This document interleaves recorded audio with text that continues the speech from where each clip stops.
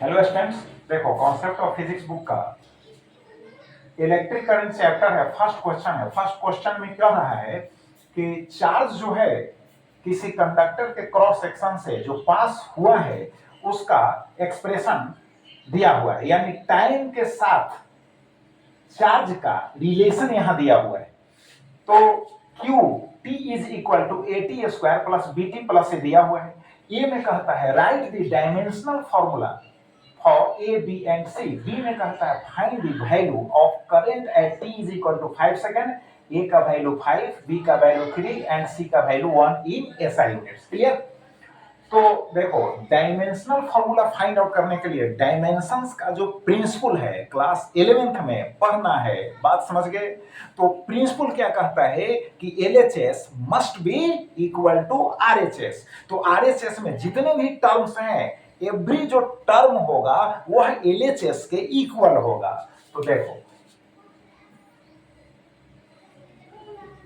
अब क्या है, AT square is equal to Q कर दो, तो A इज इक्वल टू कितना हो जाएगा, Q बाई होगा T स्क्वायर।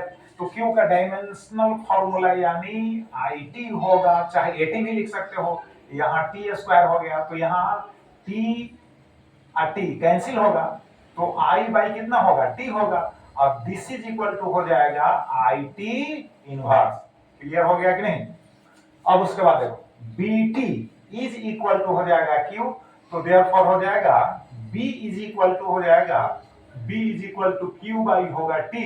तो B is equal to Q, Q का डायमेंशनल फॉर्मूला होगा IT, अब बाई होगा T, T कैंसिल हो गया, I हो गया।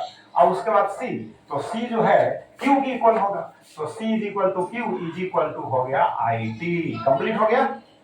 अब चलो नेक्स्ट जो है बी में कहता है करंट फाइंड आउट करना, उसके लिए डिफरेंशिएट करना होगा इसको।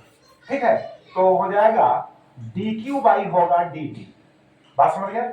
dq बाई dt टाइम के रेस्पेक्ट में डिफरेंशिएट करना होगा। देखो डिफरेंशिएशन का फिर इंटीग्रेशन का जो बेसिक फंडा है यार, बेसिक जो फॉर्म है उसको तो आपको याद कर ही लेना होगा, तभी फिजिक्स अच्छी तरह से समझ में आएगा। तो देखो dq by dt is equal to क्या हो जाएगा, तो 2 होगा a t होगा। कैसे? तो देखो पावर को मल्टीप्लाई कर देंगे, पावर में से एक सबट्रैक्ट कर देंगे, अब प्लस यहाँ तो b होगा, यहाँ d बाई dt लगाओगे तो क्या होगा, b ना होगा, ये कांस्टेंट है तो उसका 0 हो जाएगा। चलो तो यहाँ मिला कितना, मिला 2AT, अब प्लस हो गया b, और dq बाई dt क्या हो गया, करंट हो गया यार। तो I इज इक्वल टू हो गया 2ATB, अब वैल्यू रख दो, तो I इज इक्वल टू हो गया 2, A का वैल्यू कितना कह रहा है 5, तो 5 रख दो। T का वैल्यू कितना कहा, 5 रख दो। B का वैल्यू कितना कहा, 3 रख दो। तो दिस इज इक्वल टू हो जाएगा 5 पचे 25 गुना 50, अब प्लस हो गया 3, यानी 53 एम्पियर। आगे आंसर के नहीं? तो चलो अब इसको रिवाइज कर लो। Thank you.